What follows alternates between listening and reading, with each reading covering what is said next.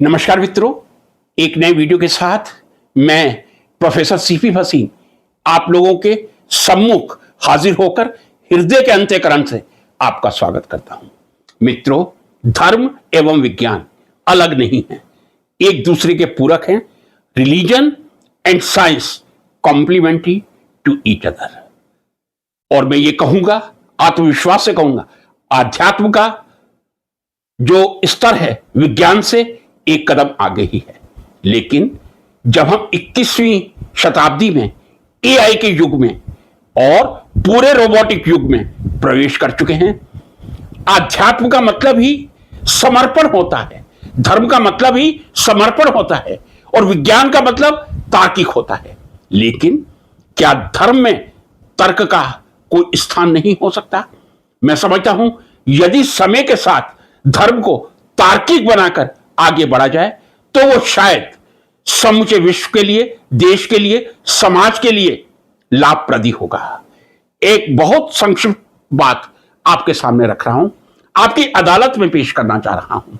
मित्रों, हमारे देश में जितनी नदियां हैं मां कहकर पुकारा जाता है और हर नदी के जल को पवित्र जल के रूप में स्वीकार किया जाता है। लेकिन जब मां गंगा का नाम आता है तो मैं समझता हूं उसकी पवित्रता एक अहम स्थान रखती है।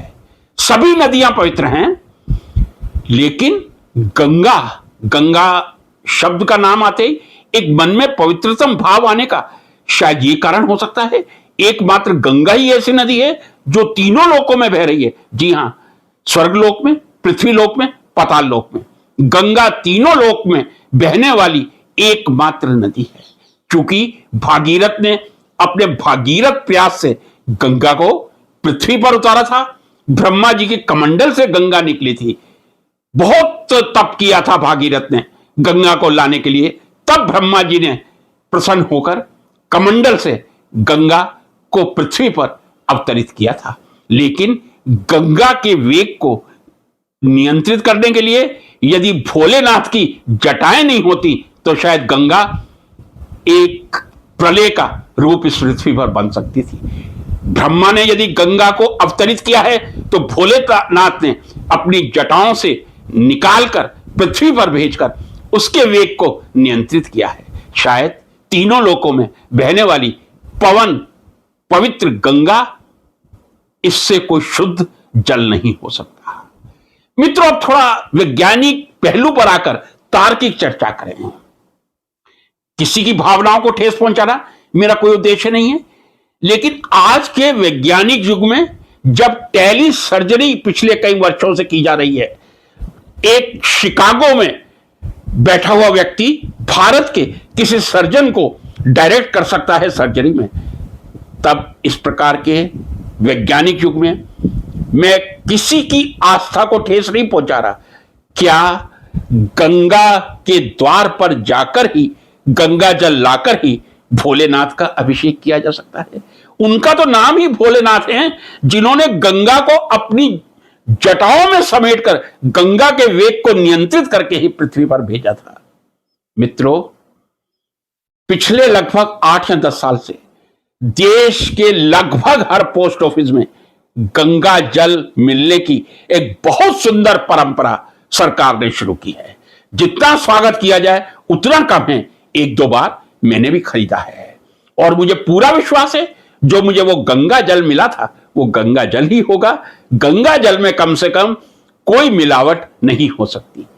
क्या पोस्ट ऑफिस में जो गंगा जल मिल रहा है आपके घर से 1 किलोमीटर, 2 किलोमीटर, 3 किलोमीटर, इससे अधिक पोस्ट ऑफिस नहीं हो सकता छोटे कस्बों में? क्यों ना कांवड़िए जो पैरों से चलते हुए, इतनी तकलीफ लेते हुए देश के अनेक भागों से हरिद्वार जाकर गंगा जल लाकर भोलेनाथ का अभिषेक करते हैं।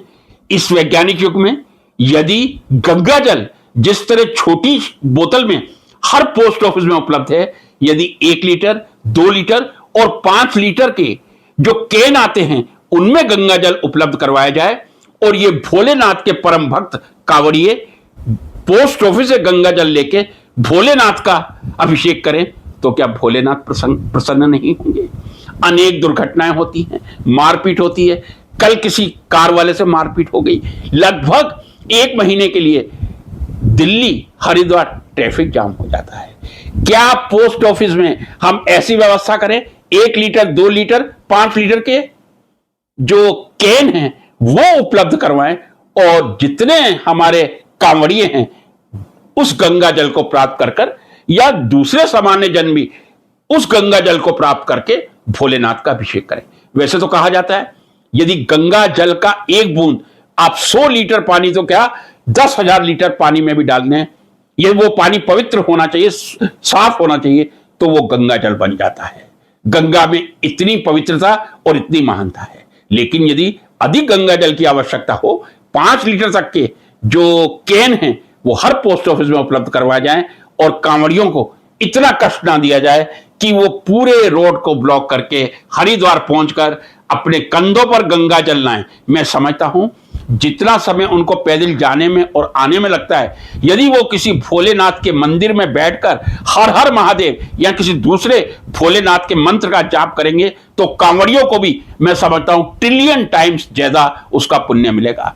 जो भोलेनाथ का जप करने में हर हर महादेव कहने में पुण्य है, वो शायद सड़क पे चलते हुए टकराहट या व्यक्तिगत रूप से गंगा जल लाके नहीं है।